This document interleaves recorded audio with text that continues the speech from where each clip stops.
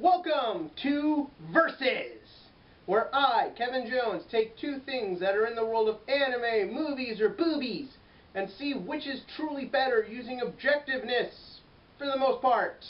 So without further ado, let's cue title scene.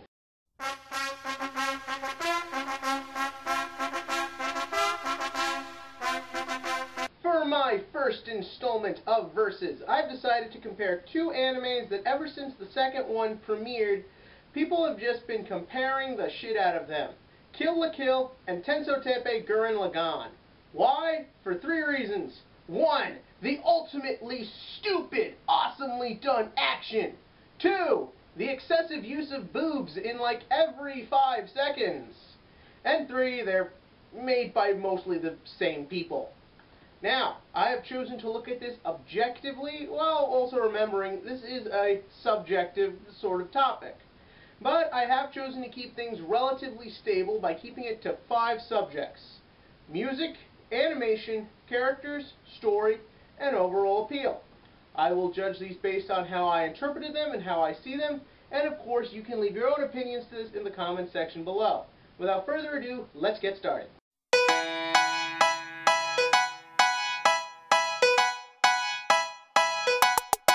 The first thing you're going to hear me say is what I'm probably going to say about a lot of this. And that is, quite simply, the score for both these shows is really, really good. I mean, seriously, as far as anime scores go, I can't, because my software sucks, put any of it on this video, but seriously, look it up. Both these shows have kick-ass scores, kick-ass openings and endings, really have a sense of closeness and intimacy and that jam-packed sense of fighting and just intensity and adrenaline, all pumped in and all used perfectly. However, the point, unfortunately for some, has to go to Kill la Kill. Why, you may ask?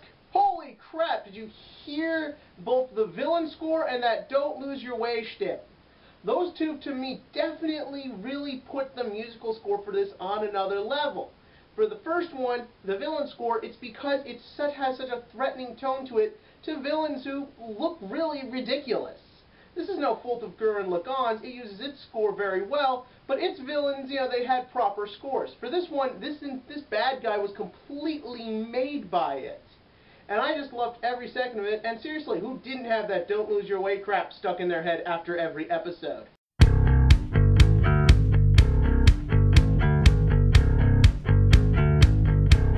Once again, I've got to say the animation for both these shows is really, really good. Now again, at first glance, Kill la Kill doesn't look very nice. It really doesn't. The animation looks cheap, it looks very low budget, but what it was able to do with that was very amazing. There are a lot of great close-up shots, good zoom-ins and zoom-outs, great wide shots of just intense action being put together with a lot of grittiness and some great detail that I thought really worked. But the point here's got to go to Gurren Lagann. Why? Because holy crap, look at this show! Everything has a nice cream crisp to it, but still having that grittiness to it. Every action scene I can tell what's going on. Unlike, say, in a Transformers movie where nothing makes sense. And again, in something as fast-paced as Gurren Lagann, to still make everything look so logical and sensical in its own weird way, I thought really worked. I thought the animation always looked good, except for the infamous episode 4, or whatever. And other than that, I just thought that every scene was well looked, everything had that right combination to where I always understood what was happening, but could always feel the closeness of it. Everything just worked perfectly, and it's definitely one of the nicest looking animes I've ever seen. I got this old guitar, the strings are rusty, but it's... The characters! At first glance, most people would really think both these shows have very terribly done characters. Look at them. You've got Kill la Kill's characters who, they look very fan service-ish. They look stupid in the stripper outfits, as much as I thought it worked for the overall tone. That's not going to appeal to everyone, and it might not look very nice. As opposed to, say, Gurren Lagann, where you have the legendarily stanky-looking Yoko, and Kamina never wearing a shirt was kind of crazy. But surprisingly, both these shows, once again, get their characters across very well. You know, yeah, a lot of them do fit into certain stereotypes, but both these shows really did a good job with Kill la Kill's tough protagonist and Gurren Lagann's very scared and shy protagonist. Yoko herself has a very strong personality, and even though in Kill la Kill there are a lot of characters and they do sort of clamor together for screen time, everyone always came across clean. But for this one, once again, I gotta give the point to Kill la Kill. Why? Because, and this is a mild spoil for Gurren Lagann if you haven't seen it. Shame on you if you're watching this and haven't. The second half of Gurren Lagann, it sort of felt like everyone's personalities evaporated. And again, yeah, I know a lot of it has to do with the time skip, and I know the plot worked itself out in a way that it sort of makes sense. But again, to just drop the ball on everyone and then just make way for a lot of confusion and illogicness and stupidity, I just thought wasn't fair and wasn't right. And that's the reality to it. Kill la Kill, its characters still felt like the characters they were set up as, even when things got crazier and convoluteder and all of that other ers. So, yeah, the point's got to go to the one where, at the end of the story, I can honestly say I felt like they were who they were.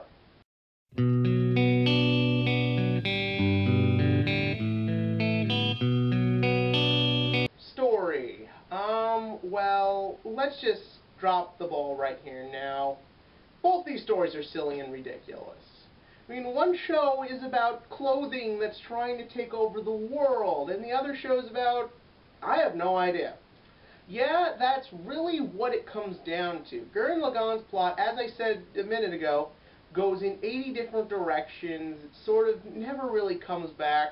While Kill la Kill has a plot, and honestly, it works. The thing is that with Gurren Lagann, as I said, the time skip is really what ruins it. With the first plot to Gurren Lagann, it was like this fun, silly, insane story of mankind rising up against the aliens who literally forced them under the ground. And it had a great sense of like maturity and growing and developedness. And I thought all of that was conveyed very well, and dare I say it, quite excellent at some points. But again, everything just dies after the time skip. With Kill la Kill, yeah, it's silly and stupid and ridiculous, but it embraces that. It has fun with that. It goes everywhere it can with this. And even though, yeah, it kind of loses its way in the middle part of it, and I thought definitely kind of went all over the place at some points as well, I felt like at least it stuck to its plot and its concept. Whereas with Gurren Lagann, after the time skip, they tried to introduce all this weird intellectual political bullshit, and honestly, it just doesn't work, because that's not what that show is. That's not what the look is for. That's not what it's trying to be. So the point's got to go to Kill la Kill just for consistency. But again, you know, Gurren Lagann still works because Yoko's hot.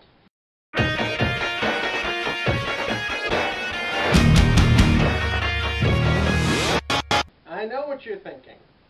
Kevin, why continue? You've already given Kill la Kill the win with 3 points to 2. So why even bother continuing? Well, because this is an important part of it. With Kill la Kill, it's a satire. So therefore, by nature, it's going to piss some people off. I know a lot of people who couldn't get into it just for the look of like the outfits alone and the way the animation looked and stuff like that. Gurren Lagann, on the other hand, is beautiful. Look-wise, as I said, everything is crisp and clean. The characters, all at first glance, though, yeah, again, do look very fan service-ish, are still very appealing, likable people. That's why the final point, even though Kill la Kill still wins, for overall appeal, point goes to Gurren Lagann. Gurren Lagann has a very, at first, nice story to it. It has a very fun look, some great action, some awesome one-liners. It all gets ruined about halfway through, but it is still a really enjoyable show. And it looks it, as opposed to Kill la Kill, which has a very tongue-in-cheek attitude. It just puts itself out there for you, and even though a lot of us, I definitely feel, were pleasantly surprised by it, that it did have a decent story and some good characters, to be honest, as far as which is the more appealing show, Gurren Lagann. It's just a much nicer looking thing, and it definitely has more of an appeal to a wider audience. Whether that audience ends up loving it or not in the end, well, That's up to their decision, just as at the end of the day, this is all subjective, so it's all up to your opinion. In the comment section below, give me your comment on any of these results, which show you truly think is better, what ideas I missed, stuff like that, and other things you want me to do verses of. Because if you want to see me do more verses, you got to click and subscribe, because you know what? I like doing this, and I hope you like it too.